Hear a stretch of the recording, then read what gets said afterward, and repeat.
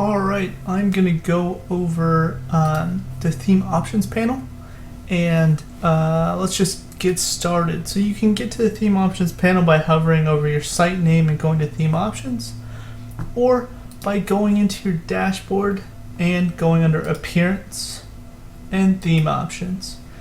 And then you'll see a bunch of tabs at the top, and they're just shortcuts for different areas. And the theme options just gives you a little more control over certain sections. Basically the basic gist is there's a heading and then some info about what the option does. So the first thing is the basic tab, and these are just kind of general overarching options. So the first one is display footer widgets, and so that is this area down here. And we don't have any widgets in there. Let me throw a widget in there just so you can see what that looks like when there's a widget in there. So this is the footer widget area. So if I go back to theme options, we can turn that area off by unchecking that box and clicking save options. And basically what that would do is if you don't want widgets and you want a cleaner, just a small footer area, and then you can turn it back on there, and then you can also choose how many columns you want. So if you wanted anywhere from 1 to 4 columns in the footer, let's go ahead and change that to 2. See how it makes the footer widgets a lot larger. So the next thing is display sidebar, and that's pretty easy. So on our blog, you can get rid of this sidebar on the index and the post pages right there. It just makes them full width for the posts and everything. Really easy.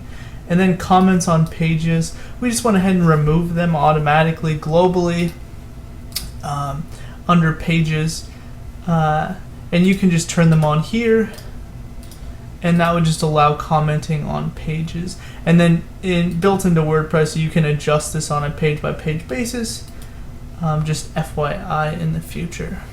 So next one's menu and portfolio, and this one we go over in the menu and the portfolio section, but I'll just do a quick run over. We have post per page, sidebar. Sidebar works just like the blog. It basically just makes it a full width or not. And then this one's crop images on the menu and post page.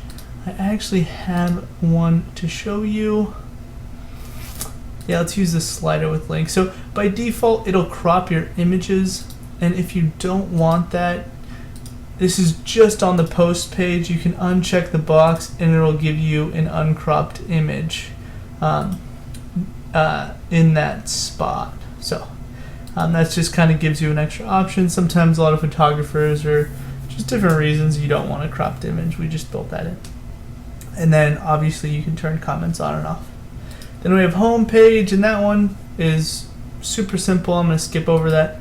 Social, this one is directly relating to our social widget that's custom. So let me go ahead and just toss that into the footer real quick. So you'll see this progression social icons. It doesn't have any options. So if I dropped it in, you'll see it's blank. Well, all the options for that are in this social. And if you just added a link in, you just type http yada yada yada, the icons will appear or disappear when necessary. And that works the same as well for the contact us widget. We have a contact us widget that you see in the live preview as well. That is that. And then let's move on to the next tab, which is appearance. I'm going to hit this up in another video, but this is our logo and some other options in here. And tools is really simple. It basically just gives you these top two are just basic SEO things that you can use or not use. If you want to get really deep in SEO, we recommend a plugin like Yoast or anything else from WordPress.org. But you can type in custom CSS and JavaScript in these boxes if you wanted to do, background colors, etc. And then finally, the slider is just slider options, really basic right there.